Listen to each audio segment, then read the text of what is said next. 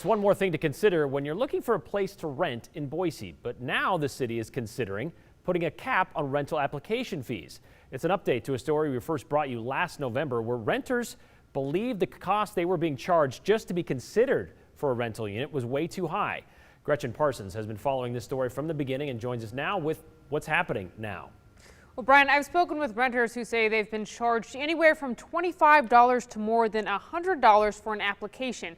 Last November, I spoke with some property managers who say they wouldn't charge more than $25. Now, a Boise City Council woman is considering capping fees at $30.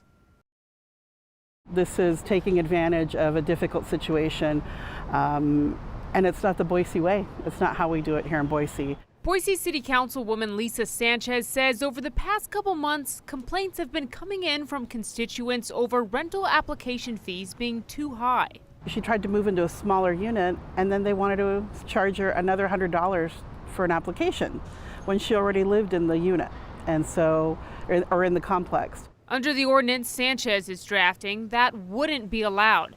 And she's also looking to add a $30 cap to rental application fees. We know here at the city, the amount that we're charged for doing a background check is about $27. And so basically the rest of the money beyond that seems to be going into the pocket of the property managers. Rental application fees are supposed to go toward a background and credit check, according to the Idaho Apartment Association. It's becoming extremely burdensome on people trying to find housing.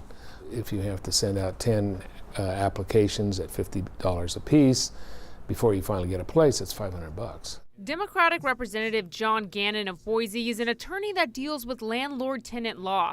He says teachers and volunteers with the Idaho Department of Education pay between $26 and $28 for a background check, and he thinks the cost of a rental application fee should be similar. It certainly would seem to be comparable, in cost, fingerprinting and all that. Sanchez's proposed ordinance would also crack down on property managers collecting application fees for units that aren't available. They're going to have to provide receipts to show where this money is going, and they're going to have to give people their money back if they're not getting a unit.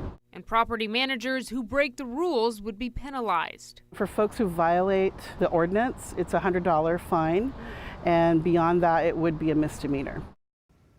Sanchez's proposal is being brought before city leaders tomorrow for discussion. Brian? Well, Gretchen, did she mention how quickly this could be put into place if it actually gets approved for tomorrow night?